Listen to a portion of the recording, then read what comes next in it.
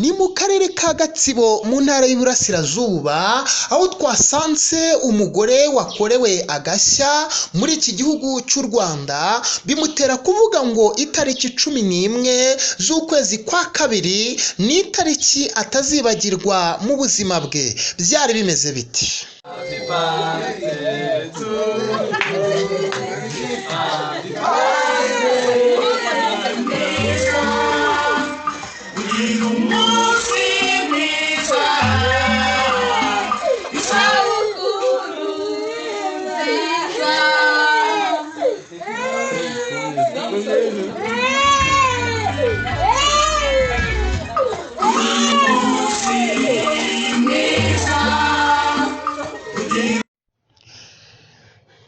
Kuri uyu munsi mwiza ndibuka itariki y'ubukwe, kuri uyu munsi mwiza isabukuru nziza. Ni iby'agaciro gakomeye, ni umunezero mwinshi cyane, ni ibirori bidasanzwe, mfite umunezero ukomeye cyane. Ntabwo bisanzwe kubona, murabizi cyane, mumenyereye uburyo abana bajya bakorerwa aniveriseri. Njyewe rero naricaye mbona nkwiye gukora agashya muri iki gihugu no hanze yacyo. Tumenyereye ko abana munsi wabo w'amavuko tujya tubamenaho amazi, murabizi wanyu muri karitsiye hirya no hino uko mujya mubigenza, ariko njyewe naricaye ndatekereza nshaka ikintu nakorera umugore wanjye twasezeranye. Ni imyaka 5 ishize tubanye, hagati yanjye nawe nta kibazo.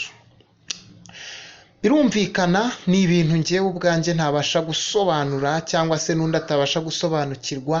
Ni ibintu by'agaciro, ni ibintu bihenze, ni ibintu bifite imbaraga zirenze uko umuntu yabitekereza.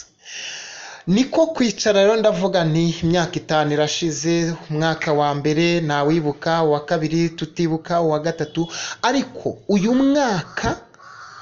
mwaka turavuga tuti ni byiza. Ndicara mbitekerezaho, ndetse maze kubitekerezaho fata umuntu umwe ho muri famiye turabitekereza. Tumaze kubitekereza turabipanga, turavuga tuti uyu mugore, nkurikije ko hari abagore benshi bitajya bishoboka ko bamara imyaka 5 bakabyara umwana wa mbere bakabyara uwa kabiri, bamo byinshi mu bashakanye murabizi, ariko njye naravuze nti uyu mugore akwiye ishimwe ribyibushye, akwiye gukorerwa ikintu gikomeye mu buzima gishobora kutazibagirana mu mateka ye.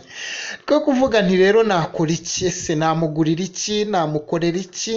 Nsanga icya mbere ni ukumutungura. Naramutunguye rero nk'uko nabiteguye na famiye. Ni ibintu by'agaciro, ntabona uko nsobanura, gusa icyo nabivugaho cyo kimwe gikomeye ni uko iyi gahunda yapanzwe mu kwezi kwa 8. Nawe utekereze kubika ibanga kuva mu kwezi kwa 8, ukwa 9, ukwa 10, ukwa 11, ukwa 12, ukwa mbere, ukwa kabiri.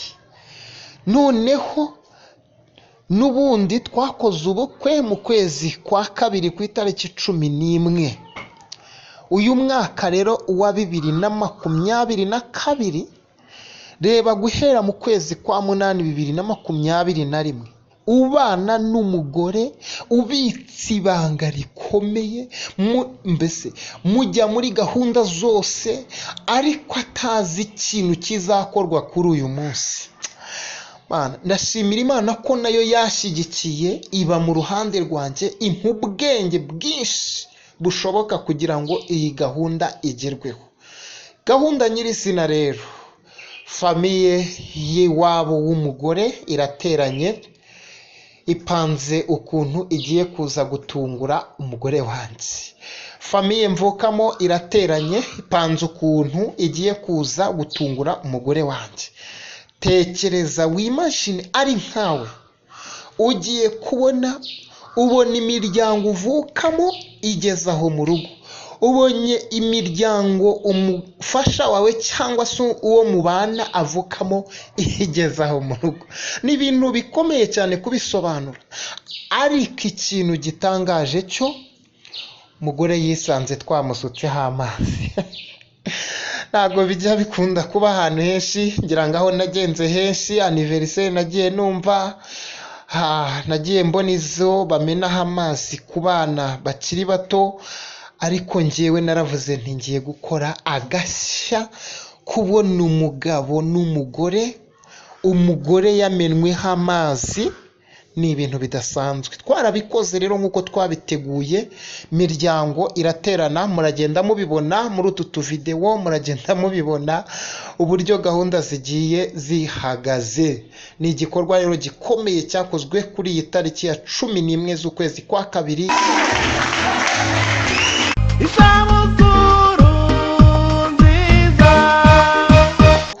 Miryango iraterana, abantu bava impande n'impande, mbese ni ibintu utabasha kubonera ubusobanuro, ariko muri make ndashimira Imana ko yagaragaje ukuboko kwayo. Byari bikomeye, hakoreshejwe imbaraga nyinshi, abantu batanga kado zifite imbaraga ziremereye.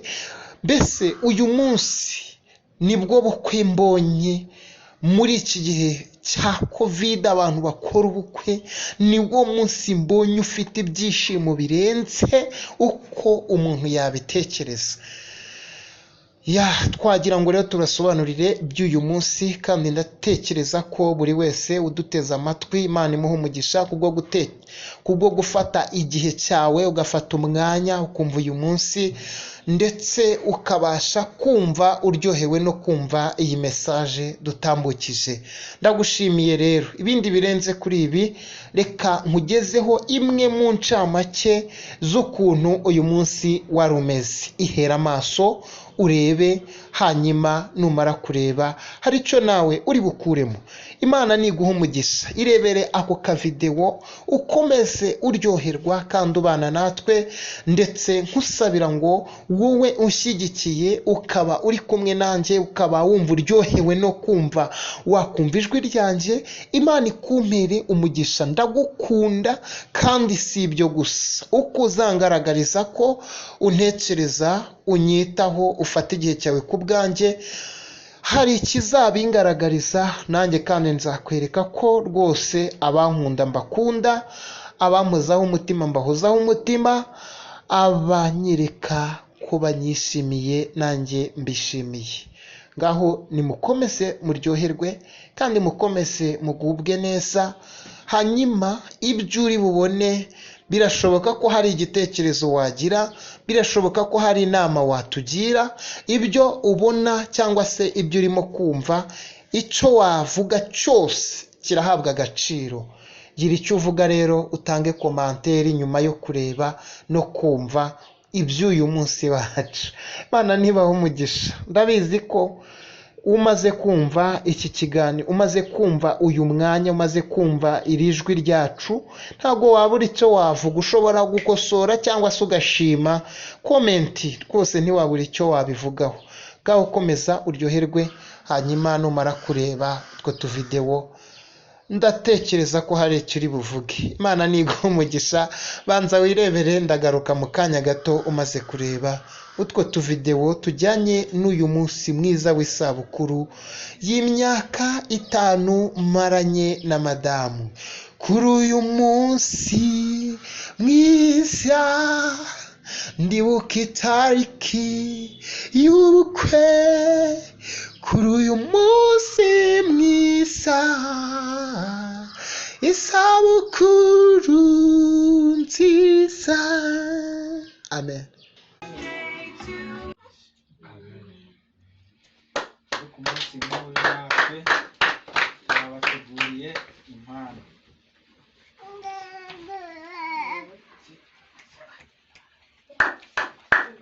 Happy birthday to you. Happy birthday, dear.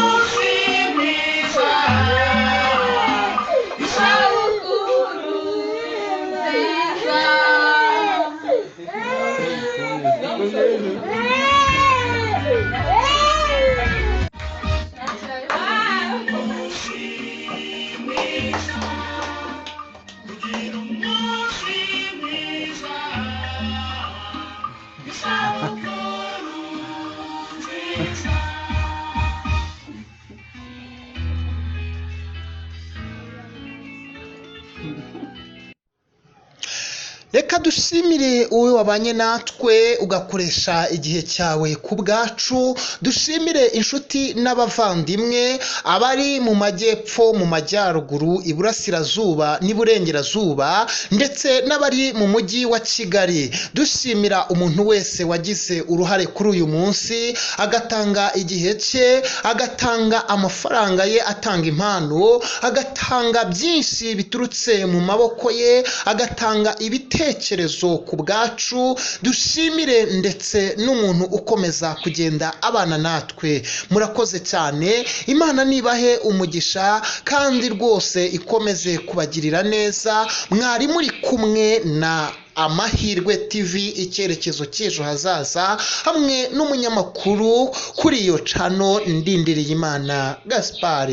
Mugire ibihe byiza kandi Uwiteka abahire muri byose. Kwaguka mu bitekerezo kibe muri kimwe mu byo Uwiteka abakorera.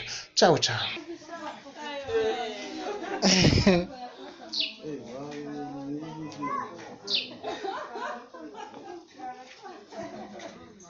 Ni karibu, ni karibu, ni karibu.